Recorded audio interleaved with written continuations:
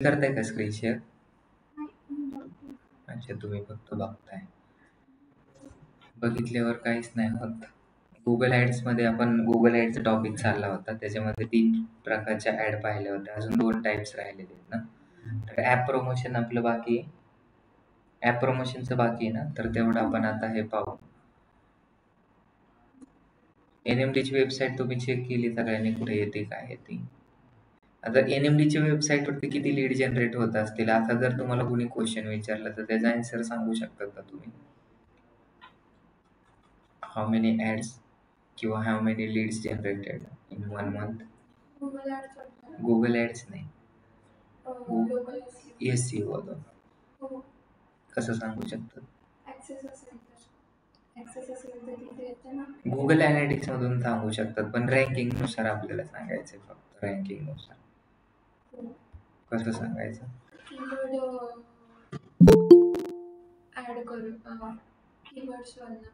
Keyword research करून. पण आता तुम्ही कसं चेक करणार की आपली वेबसाईट रँकिंग किती नंबरला होते किंवा काय होते?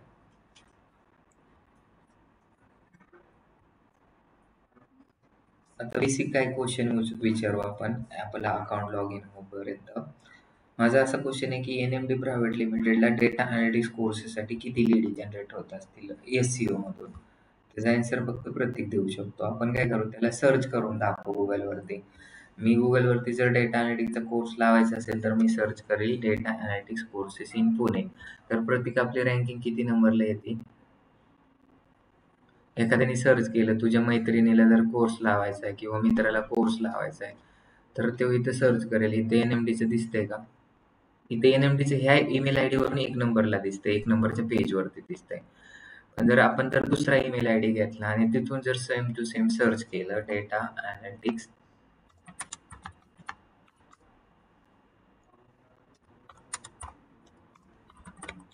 इन पुणे, तर काय बघा, प्रत्येक ह्याला वेगळं आलंय. 7 नंतर IT एज्युकेशन सेंटर, हे लोकल SEO आलेले आणि इथे NMD. म्हणजे पहिल्या पेजवरती येते NMD. NMD प्रायव्हेट लिमिटेडचं जर पहिल्या पेजवरती 8 नंबरला रिझल्ट दिसत असेल तर वेबसाईटच्या लीड किती जनरेट होतील डेटा अनालिटिक्स कोर्सेससाठी? तर त्यासाठी कीवर्ड रिसर्च करावं लागेल. तर कीवर्ड रिसर्चमध्ये असं ते पाहिलंय की 13,000 लोक डेटा अनालिटिक्स कोर्सेस इन पुणेला सर्च करतात. मग 13,000 लोक जर मंथली सर्च करत असतील तर मंथली लीड किती येतील अभिषेक?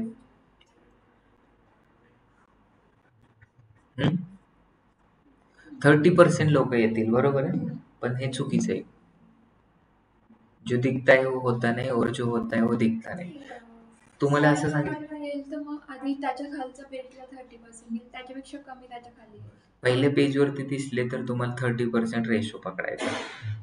त्याच्यामध्ये जर सपोज 13,000 लोक जर तुम्हाला सर्च करतात तर त्याच्यातले 30% लोक तुमच्या वेबसाईटवरती क्लिक करतील, फक्त क्लिक करतील. आणि त्याच्यातले 30% तुमच्या वेबसाईटवरती येतील आणि त्याच्यातले 30% तिथे इन्क्वायरी फॉर्म भरतील.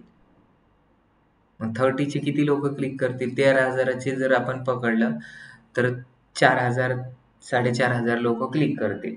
मग 4,500चे 30% किती होतात? तेवढे लोक काय करतील? तुमच्या वेबसाईटवरती येतील. 1,600 लोक, 1,200 1,600 1,200 लोक तुमच्या वेबसाईटवरती आले. 1,200 मधून किती लोक इन्क्वायरी करतील? त्याच्यातले 30%. मग किती होतात? 300. आणि मग 300 जर मधले तुम्हाला परत 30% काय करणार? ऑफिसला व्हिजिट करणार, बरोबर आहे. आणि ऑफिसला व्हिजिट केल्यानंतर मग ते डिपेंड्स प्रत्येकाच्या ऑफिसवरती आणि प्रत्येकाच्या सेल्स टीमवरती डिपेंडेंट असेल की कन्व्हर्जन रेट किती आहे.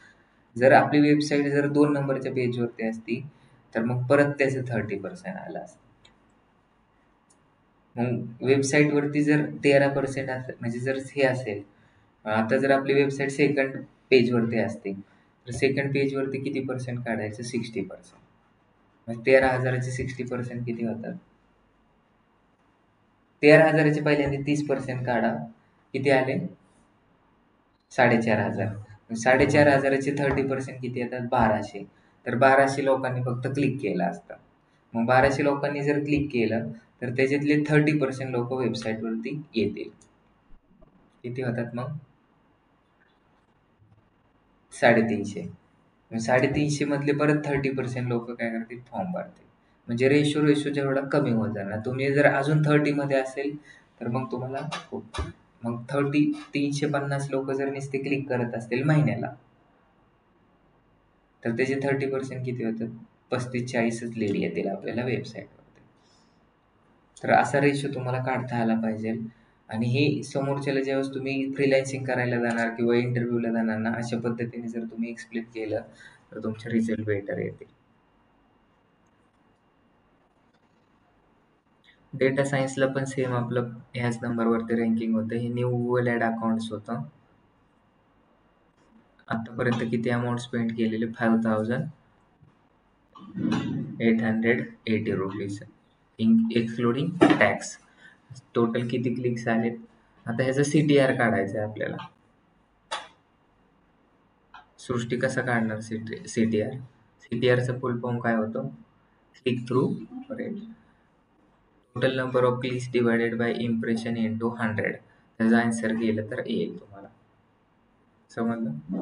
CTR किती येईल तो इथून पण पाहू शकता. हे जर कॅल्क्युलेशन केले तर 1.72 चा म्हणजे किती % लोक इम्प्रेशन जर 10 आले तर क्लिक्स किती येतील? 0. इम्प्रेशन 100 आले तर क्लिक किती येतील? 1. समजलं का? ज्यावेळेस 173 लोक इम्प्रेशन येतात, पाहतात त्याला, त्यावेळेस काय होतं? त्याच्यातला 1 लोक त्याच्यावरती क्लिक होतो. असा रेशो आहे आपला. मग असं का होतंय? त्यासाठी आपल्याला काम करायचं. आपल्या अट्रॅक्टिव्ह हेडलाईन आहेत का? अट्रॅक्टिव्ह डिस्क्रिप्शन आहे का? ह्या गोष्टी चेक करायच्या. आता काय कीवर्ड पॉज झालेले आहेत, काय कीवर्ड हे झाले. अजून तुम्हाला एक दुसरं मी टॅब सांगितलं होतं, चेंज हिस्ट्री.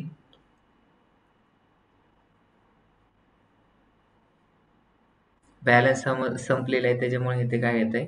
बॅलन्स एक्झॉस्ट म्हणून असा मेसेज आहे.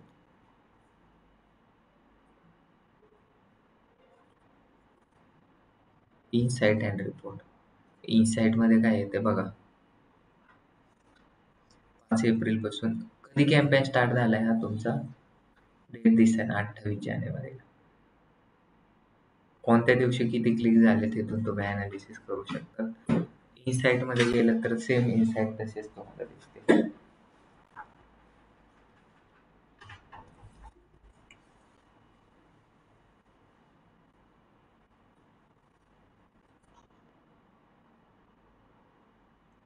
दिसतंय का?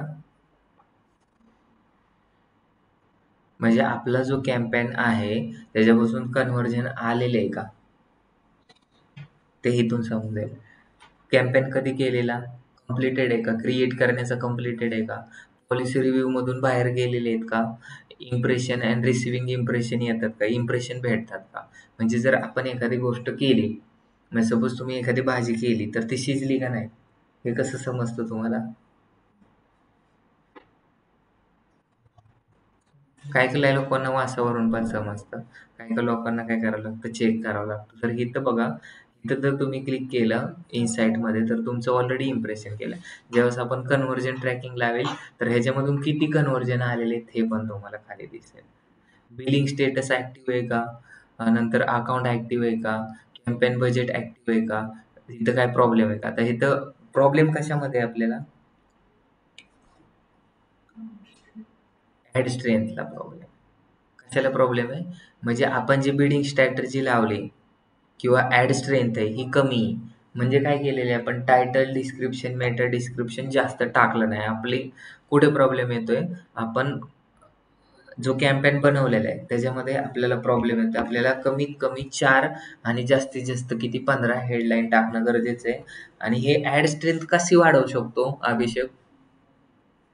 ऍड स्ट्रेंथ कशी वाढवू शकतो आपण?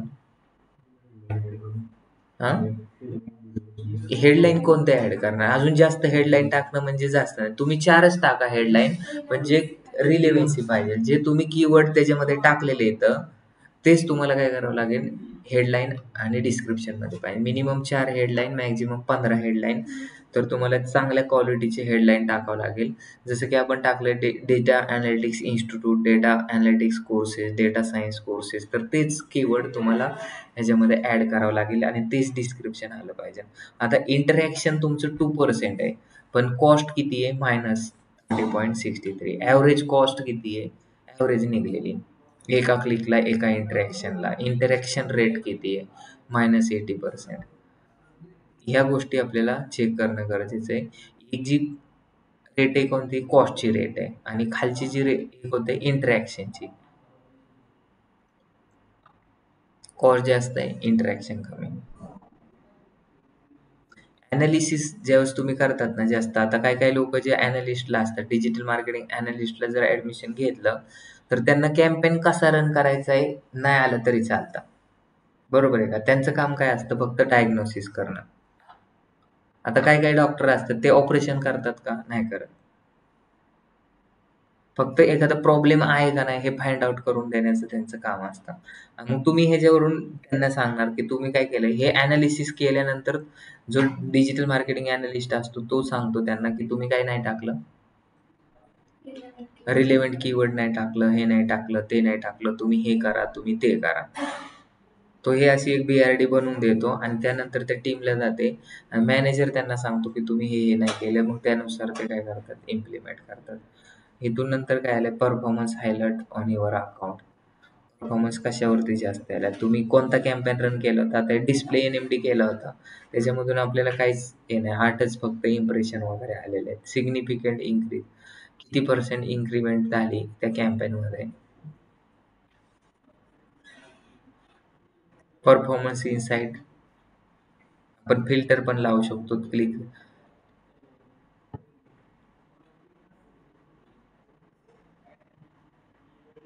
Performance insight.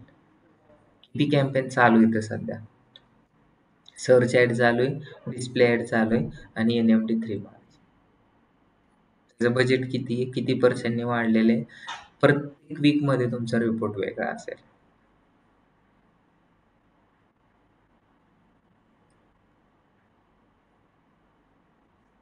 शो रोज 5च रो दाखवतात. तुम्हाला जर हे इन्क्रीज करायचे असेल तर तुम्ही इन्क्रीज करू शकता. साईडला बटन आहे त्याचं. Audience insight, career consulting services, त्याच्यामधले किती पर्सेंट इम्प्रेशन शेअर होतात. इंडेक्सिंग पण तिथं दिलेली, किती पर्सेंटने अप होतं, किती पर्सेंटने डाऊन.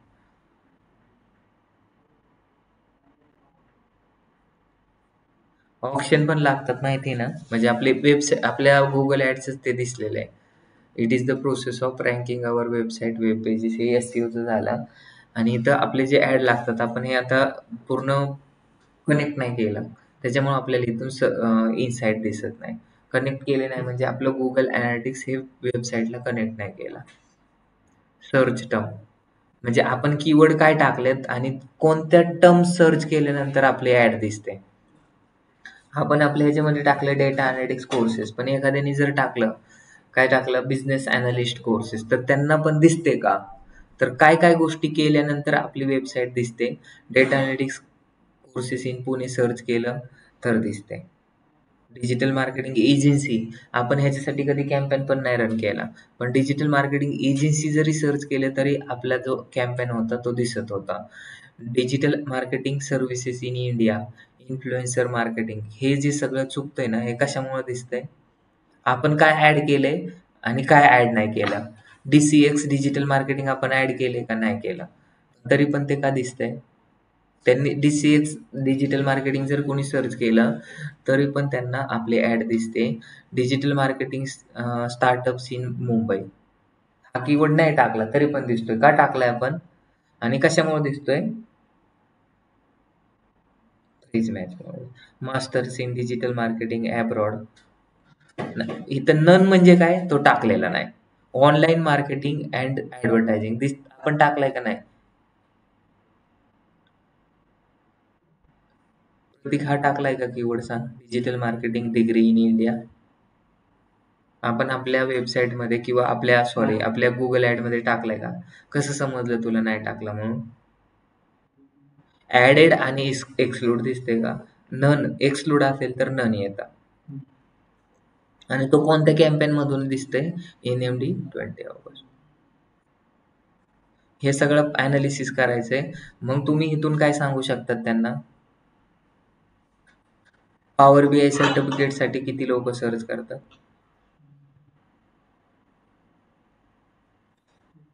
किती इम्प्रेशन येतात? 86,000 प्लस. मग हे तुम्हाला अनालिसिस करून त्या डिजिटल मार्केटिंग टीमला तुम्हाला सांगायचंय की तुम्ही ह्या गोष्टी ऍड करा. ह्या गोष्टीमुळे हे प्रॉब्लेम येतोय. डिजिटल मार्केटिंग एजन्सी दिसल्यानंतर आपलं नुकसानच होतं, कारण आपण तर कोर्सेससाठी ऍडमिशन करतोय. How to become a data scientist after 12th in India. तर हे आपल्याला रिझल्ट दाखवायची गरज होती का? मग कोणत्या कीवर्डमुळे दिसतोय ते तुम्हाला त्यांना सांगायचंय.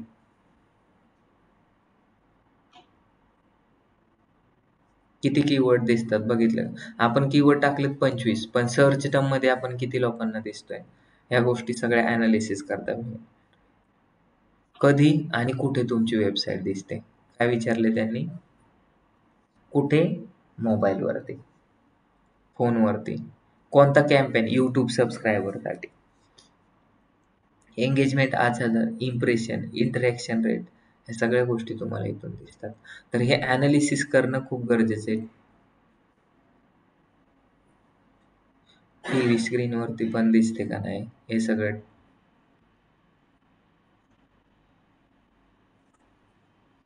समजतंय? Landing page. लँडिंग पेजवरती पण दिसते. स्नेहाबरोबर बोलणं झालंय का?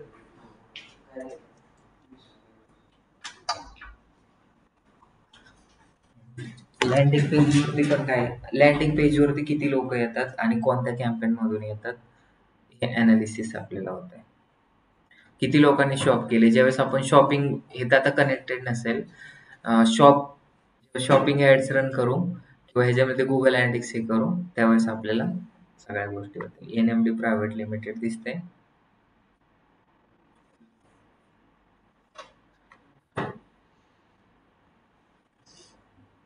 शॉप्स. शॉप्स वरती किती लोकांनी इंटरॅक्शन केली? लोकल रीच इम्प्रेशन, म्हणजे जे आपलं ऍड पाहून NMD प्रायव्हेट लिमिटेड लोकल SEOच आहे ना, त्याच्यामध्ये लोकेशन वरती कॉल वरती किती लोकांनी क्लिक केले का? पण काय काय लोक ड्रायव्हिंग डिरेक्शन वरती, म्हणजे एखाद्याला तर इथं व्हिजिट करायला NMD सर्च करतात आणि डिरेक्शन वरती क्लिक करून इथे येतात. तर हे दिसते तुम्हाला. NMD इन्फोटेक वरती 54 लोक आणि NMD वरती 86 लोक क्लिक केलं, तिथं आलेलं आहे. छोटा मोठा पण आपण कनेक्टेड आहे ह्या ईमेल आयडी वरती, म्हणून दिसतात त्या सगळ्या गोष्टी. Report editor.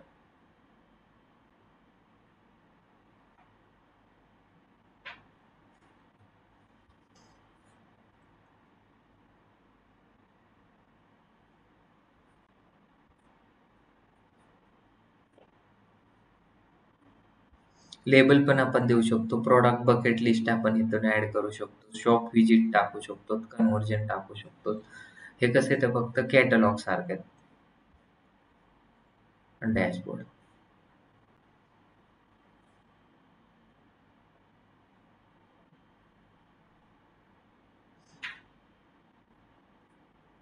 इथून तुम्ही डॅशबोर्ड क्रिएट करायचा आहे. म्हणजे सपोज तुम्हाला कसं पॉवर BI मध्ये पण तुम्ही डॅशबोर्ड क्रिएट करू शकतात. गुगल अनालिटिक्स मध्ये पण करू शकतात आणि ह्याच्यामध्ये पण करू शकतात. तर ह्याच्यामध्ये तुम्हाला पहिल्यांदा ऑब्जेक्टिव्ह, म्हणजे तुमचं काय कितीपर्यंत टार्गेट असलं पाहिजे. मी सपोज सर आता काय केलं, मी एक सर्च ऍड रन केला आणि मला फक्त 500 क्लिक्स आणायचे आहेत आणि 500 क्लिक्स मधले 30 लीड्स आणायचे आहेत. हे माझं काय असेल? ऑब्जेक्टिव्ह असेल. मग हे तुम्हाला डॅशबोर्ड इथून क्रिएट करावं लागेल. तुम्हाला डिस्क्रिप्शन टाकावं लागेल, क्रिएशन डेट टाकावं लागेल, डॅशबोर्ड टाकावं लागेल आणि इथून तुम्हाला सगळं बनवावं लागेल. व्हिज्युअल्स ऍड करून बनवावं लागतात. कस्टमाइजच आहे. हे कोणाचं काम असतं? नोट्स पण तुम्ही टाकू शकतात, रिपोर्ट करू शकता, स्क्रीन रेकॉर्डिंग करू शकता. हे डिजिटल मार्केटिंग अनालिस्टचं काम असतं. इथं तुम्ही नाव देऊ शकता. इथं काय करायचंय आपल्याला? KPI मेजर करायचे. मंथली लीड्स किंवा मंथली रेव्हेन्यू, काय पण तुम्हाला जे डॅशबोर्ड द्यायचे ते त्या डॅशबोर्डचं नाव द्यायचं. ऑटोमॅटिकली तुम्हाला त्या पद्धतीनेच तुमचा कॅम्पेन ड्राईव्ह होणार. कशासाठी तुम्हाला जनरेट करायचं आहे तुम्ही इथून पण सिलेक्ट करू शकता. किंवा इथून पुढे जर तुम्हाला करायचं असेल तर ते पण तुम्ही करू शकता यासाठी.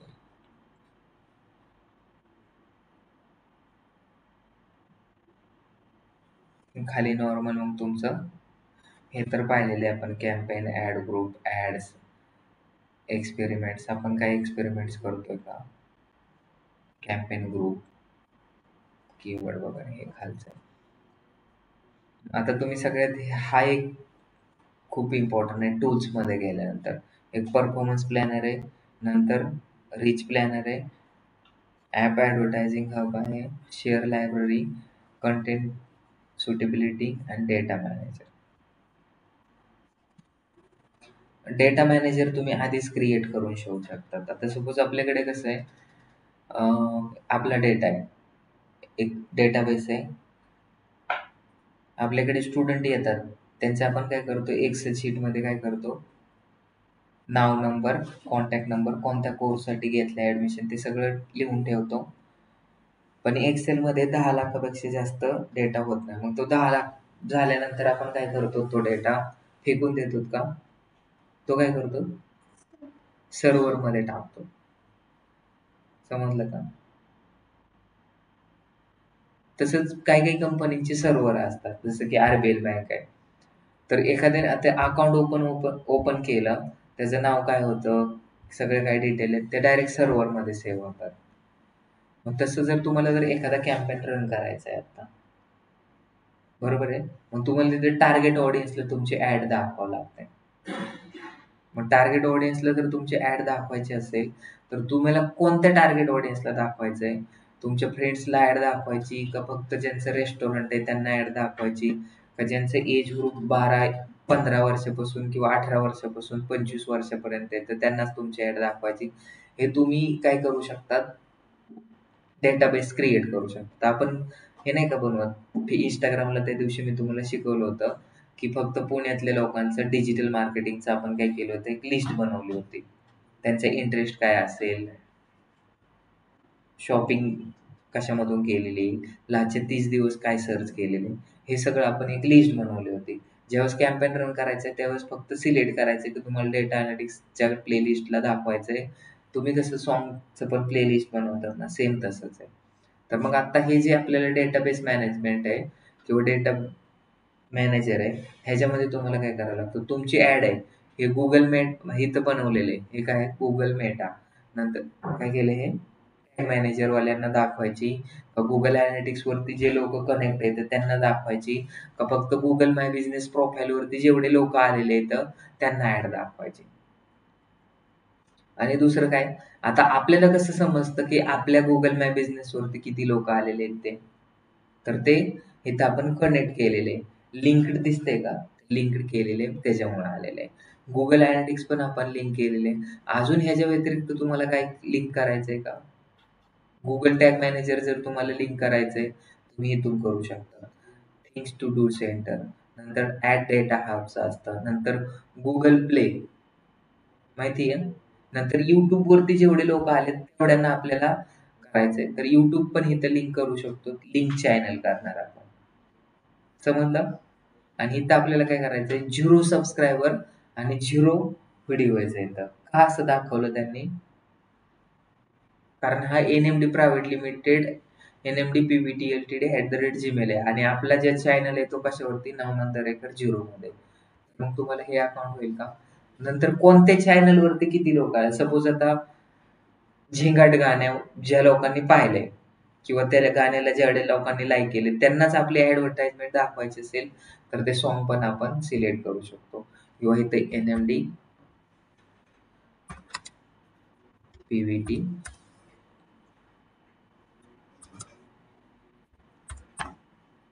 आलं का, 2.7 दिसतंय. ह्यांना आपल्याला कनेक्ट करायचंय.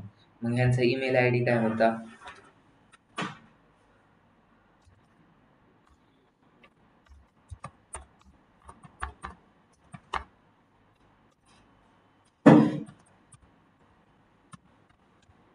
ह्या कधी गोष्टी समजतील तुम्हाला, ज्यावेळेस तुम्ही काय करताल, पहिल्या ज्या गोष्टी तुम्ही व्यवस्थित जर केलेल्या असतील तर ह्या गोष्टी तुम्हाला समजतील. कॅम्पेन वगैरे व्यवस्थित ज्यांनी लिंक केलीत ना त्यांना समजतील. आता इथं मेल आला, लिंक रिक्वेस्ट आली, तुमचा ईमेल आय डी ओपन करायचा आणि त्याच्यामधून काय करायचं, इथे तुम्हाला दिसणार. YouTubeवरती काही लोक येतच असतील, ऑर्गॅनिक येत असतील, इनऑर्गॅनिक येत असतील, पेड येत असतील, काही लोकांना सृष्टीचे व्हिडिओ दिसले असतील. इथं लिंक्ड दाखवतंय का फक्त लिंक दाखवतंय? झालेलं आहे का लिंक? नाही झाला. का नाही झाला? कारण आपण त्यांची रिक्वेस्ट ॲक्सेप्ट नाही केली. मग तुम्हाला हे ईमेल आय डी ओपन करायचं आहे, ह्याच्यामध्ये लिंक आलेली असेल, ते तिथून तुम्ही काय करू शकता, ॲक्सेप्ट करू शकता.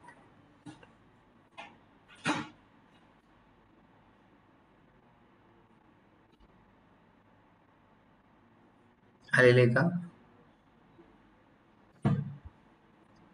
सगळ्या गोष्टी मी प्रॅक्टिकल करून दाखवतोय. Review the link request, accept करायची, मग तुम्ही सगळं डेटाबेस क्रिएट करू शकता.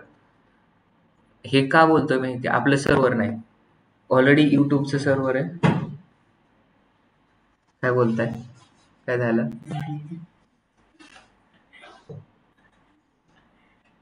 तुम्हाला काय सांगायचंय? लिंक YouTubeचं काय सांगतोय? हा जो डेटा कुठं कनेक्ट झालेला आहे? आपल्या YouTubeवरती किती लोक आपल्या YouTubeवरती किती लोक आले, कुठून आले, कसे आले, हे YouTubeला माहिती आहे. हा डेटा आपल्याला कुठे स्टोअर करायची गरज आहे का? आपल्या YouTube चॅनलवरती सपोज एका दिवसाचे 50 लोक जर येत असतील, तर महिन्याचे किती होतील? 1500 लोक होतील. मग 1500 ऑलरेडी आपल्याकडे लीड्स आहेत. त्या 1500 ते आपल्या YouTubeवरती का आलेत? का त्यांना आवडलं म्हणून आले असतील, किंवा कोणीतरी सांगितलं असेल. आपल्या वेबसाईटवरती सर्च करून आले असतील, किंवा क्लिक्स करून आले असतील. मग एकदा जर तुम्ही कोणत्या वेबसाईटवरती व्हिजिट केलं, तर तुम्हाला त्या रिलेटेडच ॲडव्हर्टाइजमेंट दिसायला चालू होतात. त्याच्यामुळे हा डेटा खूप इम्पॉर्टंट आहे. ॲडव्हर्टाइजमेंटसाठीच डेटा इम्पॉर्टंट असतं. आता बघा, जिओ हॉटस्टार आहे, त्यांचं टार्गेट आहे की ह्या IPL ला 2 महिन्यामध्ये 500 किती 500 करोड रुपये कमवायचं 2 महिन्यामध्येच. आणि कशामधून ते? फक्त ॲडमधून. स्पॉन्सरशिपचं वेगळं. फक्त ॲडव्हर्टाइजमेंट मधून 500 करोड. आता त्याच्यामध्ये जिओच्याच किती ॲड येतात, त्यांचं सोडून. जिओ कार्डची पण ॲड रन होणार आहे, जिओचे सगळ्याच ह्याचे ॲड रन होणार आहे. पण त्याच्या व्यतिरिक्त कोलगेटची ॲड दिसली, क्लिनिक प्लसची ॲड दिसेल, अजून टाटाची दिसेल, टाटा पंचची दिसेल, नवीन गाडीची ॲड दिसेल. तर त्यांच्याकडून 500 करोड रुपये फक्त फंडिंग आपल्याला ॲडसाठी घ्यायची. ॲडव्हर्टाइजमेंटमध्ये एवढं. पण जर तुमची जर ॲड द राईट टार्गेट ऑडियन्सला नाही दिसली, तर त्याचा काही फायदाच नाही. म्हणजे क्रिकेट पाहतात तेच टाटा पंचची गाडी घेतं का? पण मॅक्झिमम लोक क्रिकेट IPL पाहतातच.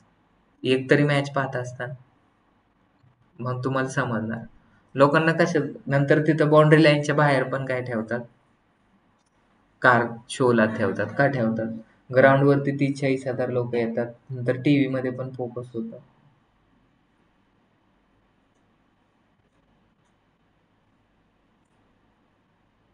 मोस्टली क्रिकेट पाहणारे लोक रिलेव्हंटच असतात, म्हणून ते तसं करतात. पहिल्यांदा सगळं मार्केट अभ्यास करतात. लिंक सगळ्यांना जमन का लिंक करायला? आता हे मी फक्त YouTube लिंक केले, पण अशा किती गोष्टी आहेत जिथं आपला डेटा होतो, प्रोड्यूस होतो. इव्हन तुम्हाला साधं जर तुम्ही WhatsAppचं जर ओपन केलं ना, WhatsAppचा तुम्ही जेव्हा ॲप कोणतं पण घेतात ना, तर ते परमिशन मागतं, की तुमचे लोकेशन परमिशन मागतं का? ते कशासाठी मागतं? तुम्हाला ॲड दाखवण्यासाठी. त्यांना ट्रॅक करायचं असतं की सध्या तुम्ही कुठे येता, कुणाबरोबर बोलतात. नंतर ते काय करतं, कॉन्टॅक्ट ॲक्सेस पण मागतं.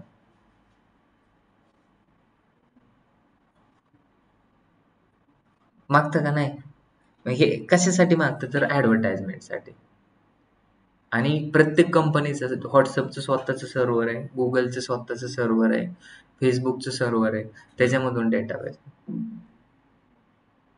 तुम्ही मुंबईला गेला की तुम्हाला मुंबईचे ते सांगतं की आता हे मुंबईला चाललेले कशाला चाललंय माहित नाही, पण त्याला मुंबईची ऍड दाखवा, मरीन ड्राईव्हच्या हॉटेलची ऍड दाखवा, ॲमेझॉनियाची ऍड दाखवा. माइंड चेंज करायला ऍडव्हर्टाइजमेंट चांगल्या यूज करतात. तुम्ही जिथं जाणार त्याचं लोकेशन ते ऍक्सेप्ट करून समजतं त्यांना. कनेक्ट झालं.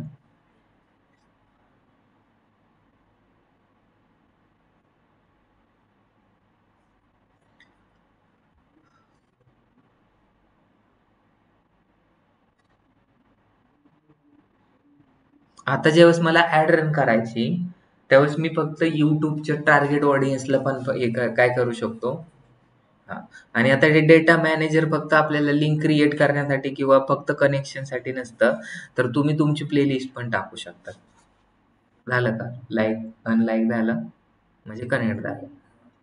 कधी क्लिक झालंय आता.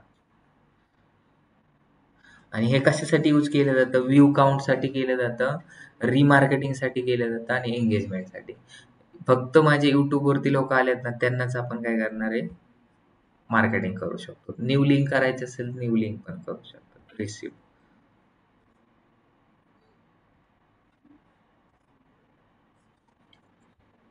पर्टिक्युलरली एकाच व्हिडिओवरती जर आपल्याला ऍड रन करायची, जे एक व्हिडिओ आहे आणि त्याच्यावरती जे लोक पाहतात त्यांना जर ऍड रन करायची म्हटलं तरी पण आपण करू शकतो. आणि दुसरं सगळ्यात महत्वाचं म्हणजे काय, तुमच्याकडे आता लिस्ट आहे, 50-60 लोकांची लिस्ट आहे, 10-15 लोकांची नाव. तुम्ही काय केलं की सपोज माझ्याकडे काय येतं, एवढी लोक इन्क्वायरी करून गेलेली आहेत माझ्या ऑफिसमध्ये येऊन, पण त्यांनी ऍडमिशन घेतलं नाही. मग माझी ऍड सारखी त्यांनाच चालवायची. तर तुम्हाला काय करायचं आहे, इथं त्यांचे नंबर फक्त पेस्ट करायचे आहेत आणि त्यांच्यावरती आपण फक्त त्यांनाच सिलेक्ट करून आपल्या ऍडव्हर्टाइजमेंट रन करू शकतो.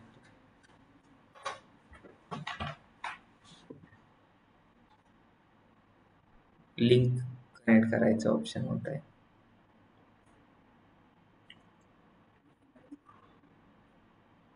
Use all. आता ह्याच्यामध्ये बघा किती, ॲमेझॉनच्या डेटाबेसला करायचंय का, गुगल शीटला करायचंय का. आता मी तुम्हाला सांगितलं की माझ्याकडे गुगल शीट आहे आणि त्याच्यामध्ये काय करतो आपण, माय एसक्यूएल पण कनेक्ट करू शकतो. माहिती ना तुम्हाला? जर जे डेटा अनालिटिक्स वाले आहेत ना त्यांना माहित असेल काय असतं माय एसक्यूएल, काय असतं सृष्टी.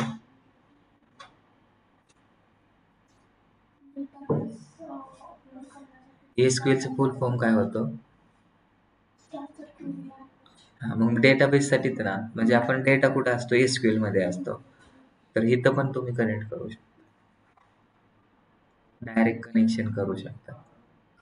Direct connection, live connection, import data, implicit data, third party integration पण तुम्ही करू शकता.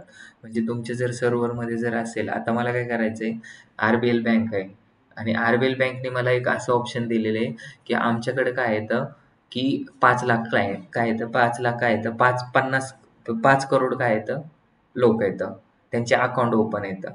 बरोबर आहे. अशा लोकांना फक्त फिक्स डिपॉझिट आमच्याकडे ठेवा आणि 15% रिटर्न घ्या, अशी ॲडव्हर्टाइजमेंट करायची. तर मला काय करावं लागेल, इथून डायरेक्ट कनेक्शनवरती ठेवावं लागेल आणि एसक्यूएलचं त्यांचं सर्व्हर मला कनेक्ट करावं लागेल. तेवढ्याच लोकांना ॲड दिसेल. समजलं का? हा टॉपिक खूप इम्पॉर्टंट आहे. म्हणजे हे डिजिटल मार्केटिंग ॲनालिस्टमध्ये जे लोक काम करतात ना, त्यांच्यासाठी इम्पॉर्टंट आहे. आणि जर तुम्हाला जर अशा पद्धतीच्या कस्टमाइज जर ॲड रन करायचे असतील ॲडव्हान्स लेव्हलला, ह्या सगळ्या ज्या गोष्टी सांगतोय ना, ह्या तुम्हाला डोमेस्टिक कंपनीमध्ये कधीच यूज नाही करणार. B2C मध्ये कधीच यूज नाही करत. हे कधी यूज करतात? बिझनेस टू बिझनेसमध्ये.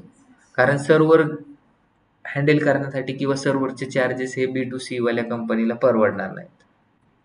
ज्यांचा data more than 10 lakh generate होतो ना, त्याच लोकांचं सर्व्हर असतं.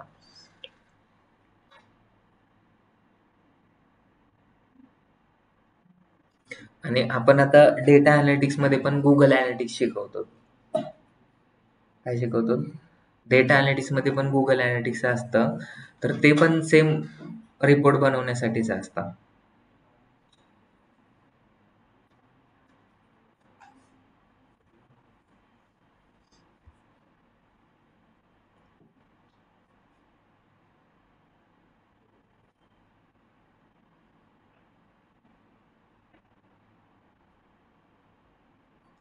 तर इथं कस्टममध्ये तुम्हाला दाखवतो मी जरा.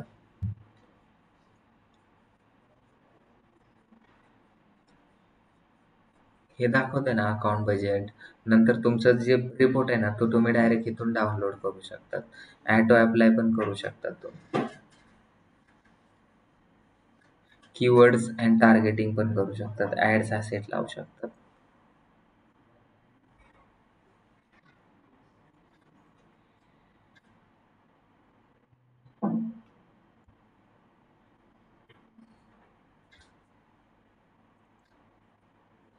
किती ऑप्शन येते बघा. HTTPS, sales force, snowflakes, third party app analytics.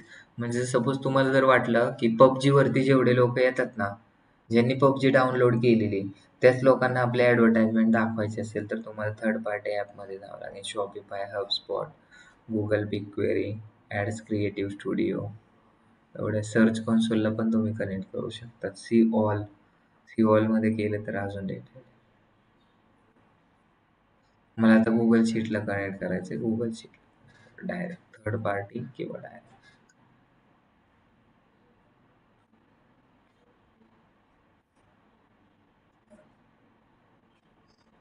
Edit setting, all Google services recommended, select Google services. मग ॲडव्हर्टाइजमेंट मॅप, ह्याच्यावरती जेवढे लोक आलेत ना तेवढ्या लोकांना ॲडव्हर्टाइजमेंट दिसणार आपली.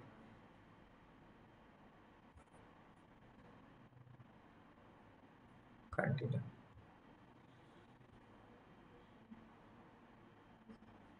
Link server.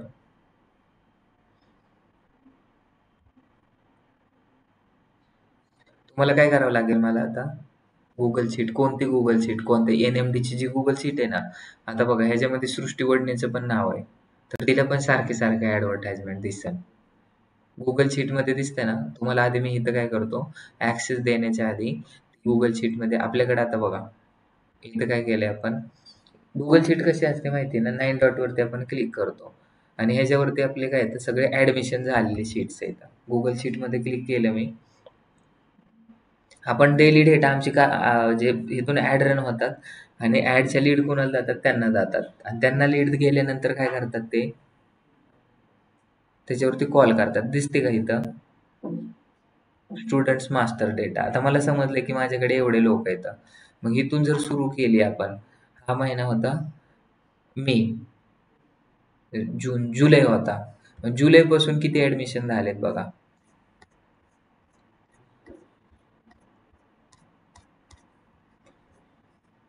हे परत नाही केलं. मग हे वशिम शेख म्हणजे कितीचा आहे हा, 17चा. डिसेंबर पासून आपण केलंच नाही. म्हणजे 6 महिन्यामध्ये जर तुमचे 400-300 जर ऍडमिशन होत असेल, 250 म्हणजे 500 ऍडमिशन एका वर्षाचे नाही, जास्त होत असतील. कमी ह्यांनी व्यवस्थित नसेल केला. हे फक्त स्टुडंट कोण. हा, नाही सगळे झालेले आहेत ना. इलिजिबल स्टुडंट वगैरे ह्यांनी तो डेटा सेट केलेला आहे फक्त. तुम्हाला अजून सांगतो, मंथली वाईज पाहू आपण. प्रत्येक महिन्याचा डेटा आहे. आता मला काय केलं, फक्त हा नंबर कॉपी करून मी चाललं. दिव्या खरनीस का कोणतरी, वशिम शेखलाच फक्त ऍड दाखवायची, तर तसं पण टाकू शकतो मी. किंवा जे लोक काय केलेत, ऍडमिशन घेतले, त्या लोकांना परत ऍड दाखवून काय फायदा आहे का? नाही ना. मग एक्सेल शीट आपल्याकडे, गुगल शीट किती मोठी आहे, हे सगळ्या लोकांना एवढ्या गुगल शीट आहेत, ह्यांना आपल्याला सगळ्यांना दाखवायची काय ऍड. आता मार्च बघू आपण किंवा फेबचं पाहू. आता फेबमध्ये बघा एवढ्या लीड जनरेट केले आपण.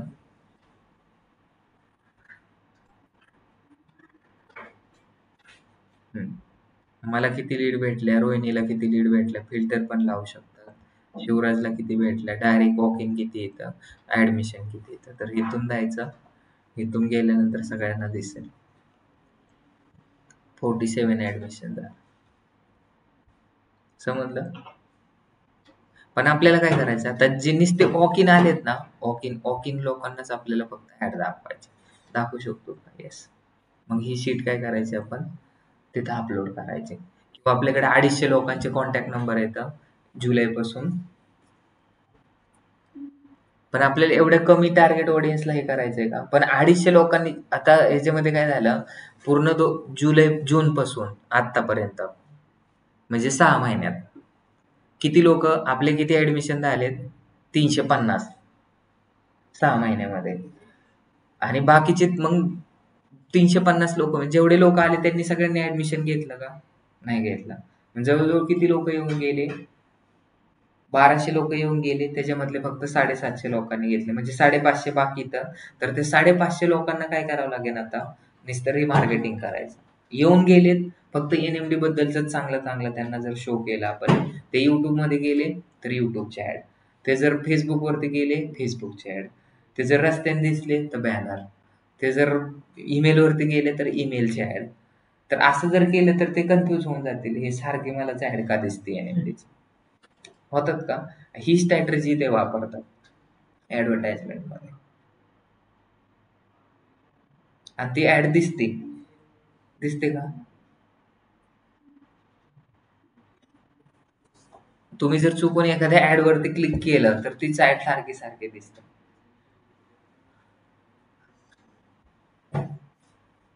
गुगल शीट दिसते ना हे ऑप्शन्स. कसं कनेक्ट करायचं तुम्ही फक्त बघा. Link source, choose data type, select data, map field करून तुम्ही सिलेक्ट करू शकता.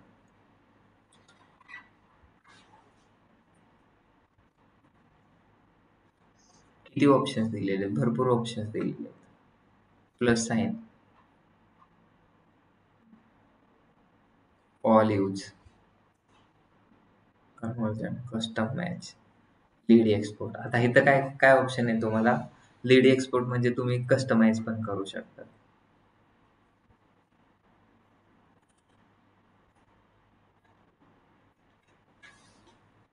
ऑडियन्स सेगमेंट पण करू शकतात.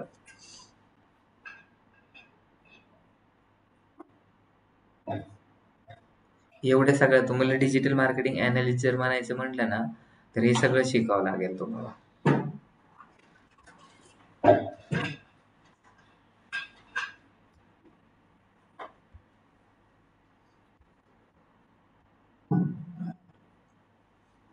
ट्रबल शूटिंग मध्ये जर तुमचं जर कॅम्पेन मध्ये काय जर प्रॉब्लेम असेल, तर ट्रबल शूटिंग वरती जर तुम्ही गेलात तर तुम्हाला त्याचं ऑप्शन्स पण दिलेले असतात की ह्या प्रॉब्लेम कसा सॉल्व्ह करायचा आहे. जर तुमचा अकाउंट जर सस्पेंडेड झाला तर तुम्ही तिथं फक्त काय करायचं, ट्रबल शूटिंग मध्ये जायचं आणि सस्पेंडेड अकाउंट दाखवायचं. पॉलिसी मॅनेजर, ह्याच्यामध्ये सगळे पॉलिसी दिलेले आहेत गुगल ऍडच्या. Ad preview and diagnosis. मग तुमची ऍड प्रिव्ह्यू मध्ये गेली किंवा त्याच्यामध्ये काय प्रॉब्लेम आहेत तर इथं पाहायचं. डिजिटल मार्केटिंग अनालिस्टला खूप सगळ्या गोष्टी ह्याच्यातून सॉल्व्ह कराव्या लागतात. मोबाईल वरती शेअर करू शकतात रिपोर्ट.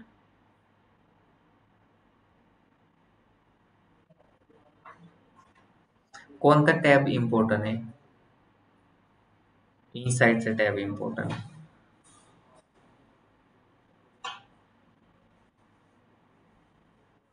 काय झालंय ह्याच्यामध्ये? हे लिंक नाहीये. नंतर keyword match type, phrase match type आहे. किती कीवर्ड आहे इथं, हे सगळं तुम्हाला इथून दिसतं. त्याचं सोल्युशन काय आहे? आता एवढे एरर्स येतात, हे रिमूव्ह करावं लागतं. आणि हे जर डायग्नोसिस नाही केलं आपण, तर आपण नुसतं ऍड रन करत राहील आणि त्याचं सोल्युशन कसं करायचं किंवा एक्झॅक्टली आपला प्रॉब्लेम काय आहे हेच समजणार नाही. सोल्युशन्स 404 एरर येते. ऑथेंटिकेशन, ह्याच्यामुळे आपण नुसते पैसे बर्न होतील पण आपल्याला काय येणार नाही, लीड्स येणार. अपलोड्स, फिनिश एरर,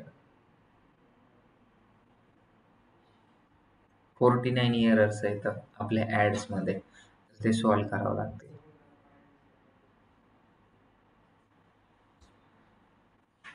बजेट्स आणि बिडिंग मध्ये काय आहे? काही प्रॉब्लेम आहे का त्याचं? ऍडजस्टमेंट, बिझनेस डेटा, आपल्याला ह्याच्यामधून किती डेटा भेटला ना. आता काय काय ऍडव्हान्स लेवलचं तुम्हाला नुसतं क्लिक जरी केलं ना तरी तुम्हाला त्यांचा नंबर पण काढता येतो.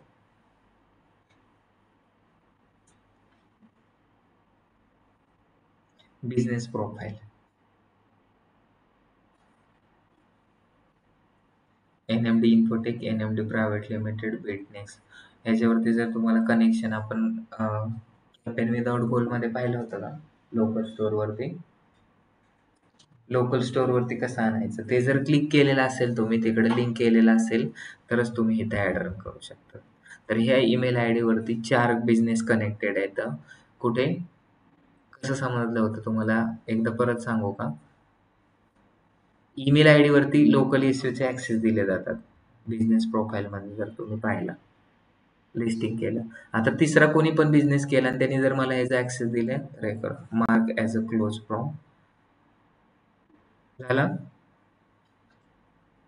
छोटा-मोठा, NMD Infotech, NMD private limited एवढे माझ्याकडे बिझनेस हँडलिंगसाठी येतात. ॲक्सेस कसे द्यायचे ते मी तिकडे सांगितलं होतं तुम्हाला.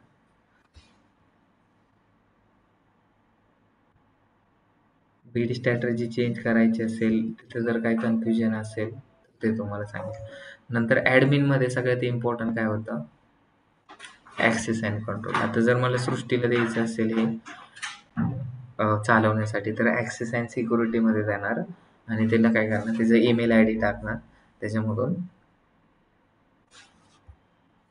Plus sign email I D टाकायचा त्याचा.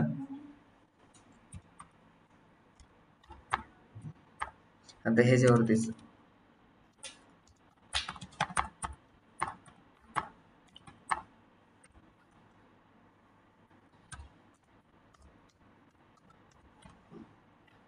किती दिवसासाठी ॲक्सेस द्यायचे? 10 दिवसासाठी, एकाच दिवसासाठी देतो फक्त. आणि इथं बघा, ओन्ली मेल, फक्त त्याला फक्त मेल रीड करता येतील. बिलिंग फक्त तो पेमेंट करू शकतो गुगल ॲडमध्ये. Only read, only standard. स्टँडर्डमध्ये काय येतं? सगळ्या गोष्टी करू शकतो तो. आणि ॲडमिन जर त्याला केलं तर तो काय पण करू शकतो. सेंड इन्व्हिटेशन करायचं. आता सध्या फक्त एकालाच आहे ॲक्सेस. कोणाला आहे का बाकी?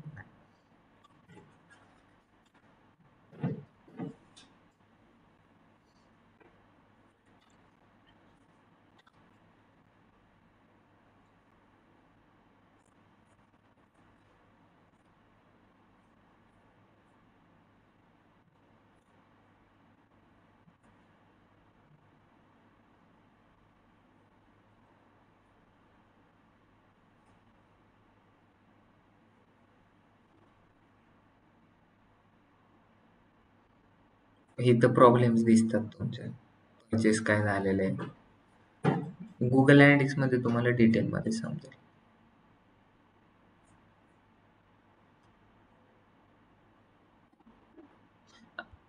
ॲपरेन्समध्ये लार्ज मीडियम हेल्थ सेंटरमध्ये जाऊन हेल्प घेतात.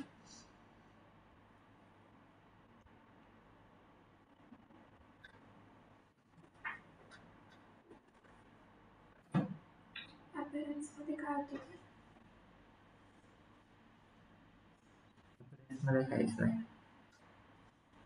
फक्त लार्ज मीडियम साईज कसं करायचं तुम्हाला. डिस्प्ले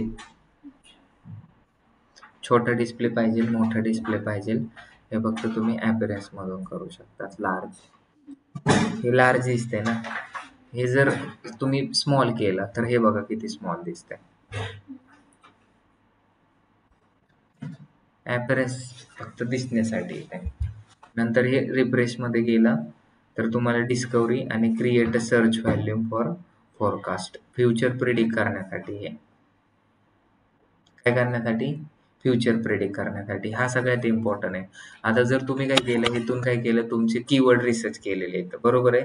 ते कीवर्ड जर तुम्ही ह्याच्यामध्ये अपलोड केले तर तुम्हाला इम्प्रेशन किती येणार आहेत, सीपीसी किती ठेवायची, हे सगळं तुम्हाला काय होणार आहे, इथून समजणार आहे. सिलेक्ट फ्रॉम कॉम्प्युटर पण करू शकतो, म्हणजे चांगला ऑप्शन आहे. कीवर्ड टेम्पलेट्स आहे, आहेत का तुम्ही कीवर्ड सिलेक्ट केलेले आपल्याकडे ना, ह्याच्यावरती टाकायचं आणि सबमिट करायचं तर तुम्हाला सगळ्या गोष्टी दिसेल. म्हणजे हे टॉपिक्स खूप इम्पॉर्टंट आहेत. CSV आणि एक्सेल ह्या दोनच गोष्टी मी अपलोड केली साईज. मी जर सपोज 10 कीवर्ड जर रिसर्च करून ह्याच्यामध्ये अपलोड केलेत, मग मला त्याच्यामध्ये सीपीसी किती आले पाहिजे, बिडिंग स्ट्रॅटर्जी किती येणार आहे, हे सगळं मला इथं आधीच समजतंय. मग कॅम्पेन रन करताना मला जशी आहे तशीच टाकायची. म्हणजे किती हेल्प करतंय. लहान मुलाला कसं बोटाला धरून चालवायला शिकवतात त्या पद्धतीने आपण इथून हे प्लॅन करतो.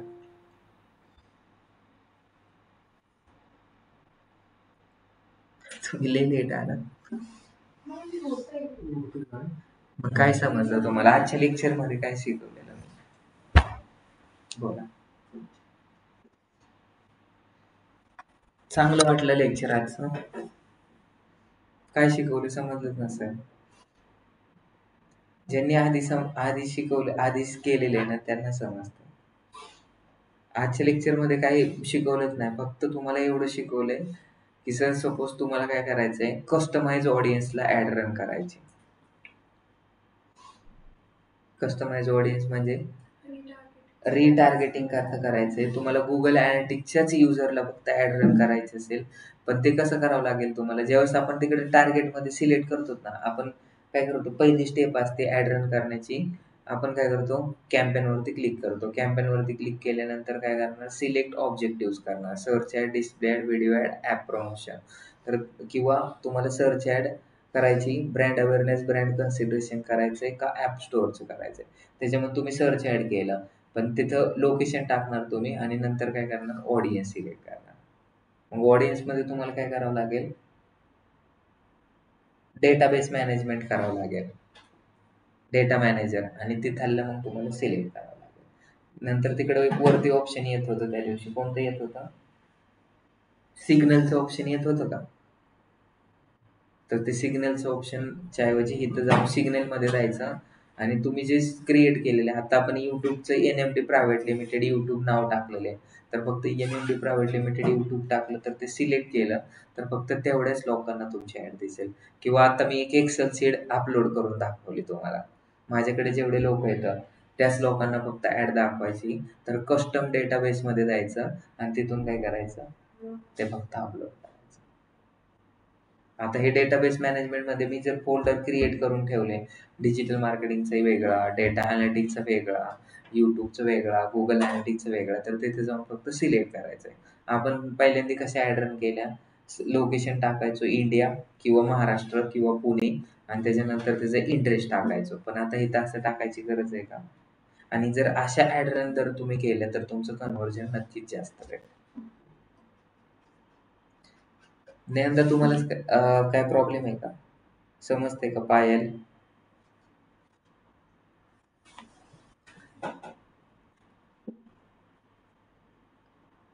प्रीतम? ठीक आहे, चालेल. अशा प्रकारे आपण लेक्चर संपवू आज.